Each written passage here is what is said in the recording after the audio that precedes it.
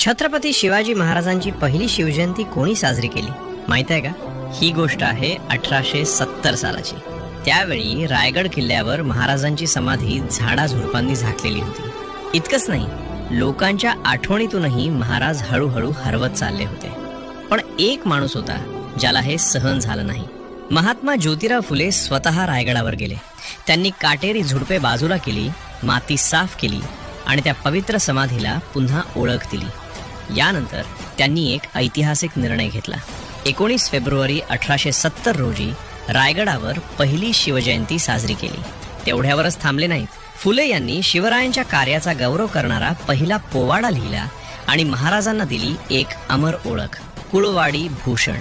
म्हणूनच इतिहास सांगतो, शिवरायांना पुन्हा जनतेच्या हृदयात जागवण्याचं महान कार्य महात्मा ज्योतिराव फुले यांनी केलं आणि रायगडावरची पहिली शिवजयंती साजरी करण्याचा मानही त्यांनाच मिळतो.